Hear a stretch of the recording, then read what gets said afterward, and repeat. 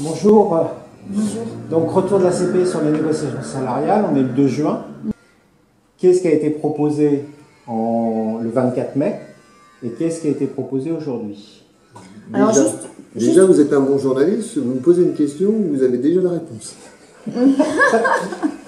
Oui, j'ai le tableau derrière. Non, juste pour situer quand même effectivement la situation des salaires à la Banque de France, en 20 ans, il y a une perte qui a été chiffrée grosso modo à 11% du pouvoir d'achat par les agents de la banque. Donc depuis un certain nombre d'années, 4 ans au moins, le point d'indice n'a pas été augmenté. C'est ce qu'explique le DGRH en négociation. Bon, pour la première fois, il y a une proposition d'augmentation du point d'indice. C'est un principe qui est pour nous accueilli de manière évidemment positive, sauf que on se retrouve avec des propositions de pourcentage d'augmentation qui nous paraissent en dessous de tout. D'accord. Vous rappelez la proposition intersyndicale? 3%. 3%. CGT, FO et Sénat. Toutes les organisations syndicales. Toutes les organisations syndicales. Demande unitaire, 3% d'augmentation générale de salaire. Et la CGT a rajouté la demande d'une augmentation des pensions de nos collègues retraités qui a été balayée d'un revers de main par la DGRH. D'accord, donc les retraités, leurs pensions. On considère peut-être qu'elles sont suffisantes, mais ce qui de notre point de vue évidemment n'est pas le cas. Mais ils suivent les augmentations que propose l'État pour les fonctionnaires. Pour faire un petit point là, l'historique et aujourd'hui, l'évolution. On peut faire un petit point, on vous a fait un tableau. Magnifique. C'est un tableau où là on peut bien voir le 24 mai, première négociation salariale. D'accord. Donc ça n'a pas été vraiment annoncé comme ça si on lit les comptes rendus du patron. Mais nous on l'a bien calculé, donc en 2016, parce qu'on donne bien notre force de travail sur toute l'année 2016, en 2016 on nous propose 0,25. C'est les fameux 0,5. C'est les fameux 0,5 convertis sur 2016. Donc on n'est pas dupe, on a divisé 0,5, ça devient 0,25 sur toute l'année 2016. Juste une précision, parce que la proposition, elle compte à partir du 1er juillet. Oui. À partir du mois de juillet. Tout à fait. Donc, après, on nous met dans une enveloppe de négociation salariale des indemnités résidence, qui ne comptent pas pour les retraites, c'est l'indemnité de résidence, et on essaie de faire une différence entre le réseau, l'Île-de-France et les grandes métropoles. Donc, la proposition, elle est 100 € pour l'Île-de-France et 30 € pour les grandes métropoles. Sauf que nous, on l'a de nouveau calculé, parce que ça va partir toujours au 1er juillet. Donc nous, on l'a calculé sur l'année 2016, ça fait 15 € pour les grandes métropoles et 50 € pour l'Île-de-France. Pour l'année 2016. Voilà. Après, on passera sur l'année, sur une année entière, à 100 € pour l'Île-de-France et 30 € pour les grandes métropoles. Après, le 2 juin, même pas le 2 juin, aujourd'hui 3 juin. Le 2 juin, c'était hier. Donc aujourd'hui 3 juin, la DGRH réouvre une négociation, enfin une pseudo-négociation, puisqu'elle propose d'entrer 0,6 au 1er juillet sur l'année 2016. Donc ce qui nous fait bien 0,30 sur l'année 2016, on est toujours sur l'idée que nous, on ne perd pas les 6 mois, 1er janvier au 1er juillet, donc 0,30 sur l'année 2016, d'accord, 0,25 à 0,30. Et après, le 0,1 qui était ici, il nous le transforme en CDR. Donc ça veut dire qu'on ne touche plus les indemnités de résidence sur l'année 2016, l'idée d'augmenter les indemnités de résidence.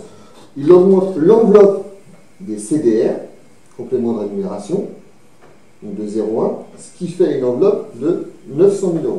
Imaginons que la CGT, que l'intersyndicale refuse de signer cet accord salarial. Il se passerait quoi?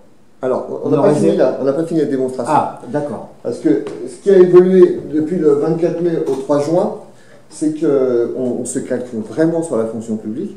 Et la fonction publique, c'est ce qui est proposé à la Banque de France aussi, a décalé aussi l'augmentation de salaire sur l'année 2007. Donc 2017. 2017, en 2017, on aura 1er février, je ne sais pas pourquoi le 1er février, 1er février, comme la fonction publique, une augmentation sur l'année 2007 de 0,6. On devance déjà une négociation salariale puisqu'il nous donne déjà le chiffre, mais ça c'est la fonction publique. Il nous donne déjà le chiffre que sur l'année 2017, on aura 0,6.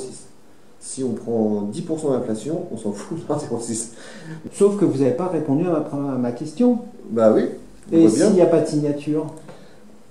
Alors, là, si on est bon en maths, si on est bon en maths, entre ça et ça, il n'y a que 0,1. Ça veut dire qu'on nous demande de signer pour 0,1. En fait, il y a deux possibilités. Soit l'accord salarial que le DGRH va proposer à la signature des organisations syndicales est signé. Et là, on a effectivement 0,6% d'augmentation générale de salaire pour, au 1er juillet 2016, donc 0,3 pour l'année, plus une augmentation de l'enveloppe des CDR de 900 000 euros.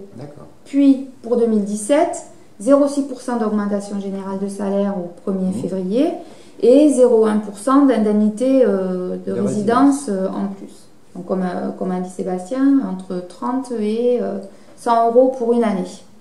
Ça, c'est le contenu de l'accord salarial. Alors, qui peut signer? Pour qu'un accord soit valable, il faut que les organisations syndicales qui ont obtenu 30% aux élections sociales le signent. Alors, ça peut être une organisation syndicale toute seule. Aujourd'hui, à la banque, le SNA peut le faire. Ou bien plusieurs organisations syndicales qui se regroupent.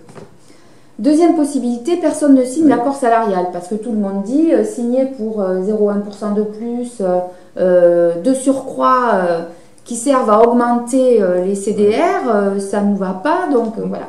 Si personne ne signe, il y a une décision unilatérale de l'employeur de mettre quand même en place une augmentation des salaires, mais première formule, proposition du 24 mai. C'est-à-dire 0,25% pour tout le monde sur 2016, plus 0,05% d'indemnité de résidence. Voilà, 50 euros pour l'Île-de-France et 15 euros pour les grandes métropoles. Voilà. Ça veut dire qu'en fin de compte, on est en train de négocier simplement l'année 2016 et une décision unilatérale, il y aura ça. Une décision unilatérale, c'est l'employeur qui décide tout seul, donc il y aura ça au lieu de ça. Donc si on ne signe pas, c'est ça. Si on signe, c'est ça. D'accord. Et bien la différence entre ça et ça, on est en train de parler de centimes d'euros. Est-ce que ça veut dire que les négociations salariales sont terminées ou il y aura d'autres réunions? Non, il n'y aura pas d'autres réunions parce que le DGRH a donc dit qu'il allait proposer un accord à la signature des organisations syndicales. Il laisse assez peu de temps d'ailleurs pour qu'elles réfléchissent à leur signature ou pas. Donc ça veut dire qu'il ne souhaite pas discuter davantage et qu'il n'a plus de marge de manœuvre. En tout cas, c'est ce qu'il explique. D'accord. Mais, je vais toujours un mais, on a tenu le bureau parisien hier.